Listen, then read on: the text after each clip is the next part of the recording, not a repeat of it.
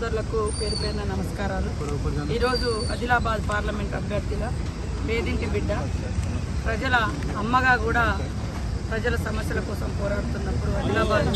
ప్రజలు అమ్మగా పిలుచుకునే ఆత్రం సుగుణ గారు తన ఉద్యోగానికి రాజీనామా చేసి మరి సోనియమ్మ గారి దీవెనతో, మల్లికార్జున గారి ఖర్గే గారి ఆశీస్సులతో, రాహుల్ గాంధీ గారు, రేవంత్ రెడ్డి గారు జిల్లా మా ఆదిలాబాద్ పార్లమెంట్లో కలిగినటువంటి మూదోలు, నిర్మలు, బోతు, ఆదిలాబాదు, ఖానాపూర్, ఆసిఫాబాదు, కాగజ్నగర్, సిర్పూర్ కాగజ్నగర్ ఈ నియోజకవర్గాల ముఖ్య నాయకుల అభిప్రాయం మేడం ప్రజలందరి ఆశీస్సులతో ఈరోజు మరి నామినేషన్ వేయడం జరిగింది. ఆదిలాబాద్ జిల్లా ప్రజలందరూ కూడా ఒక పేదింటి బిడ్డకు మొదటిసారి దాదాపుగా పార్లమెంట్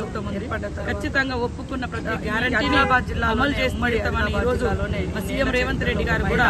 ఆదిలాబాద్ అనేది ప్రజలందరూ కూడా అరుదైన విషయం జరిగింది. కాబట్టి ఒక పేదింటి బిడ్డకు అవకాశం ఈ ప్రజల కష్టాలన్నీ కూడా ఆదిలాబాద్ పార్లమెంట్ ప్రజలందరినీ కూడా గారు 6 గ్యారంటీలలో అమలు ప్రజలందరి యొక్క పథకాలన్నీ కూడా ఆదిలాబాద్ జిల్లాలో సీఎం గారి సంపూర్ణంగా అమలు చేసుకొని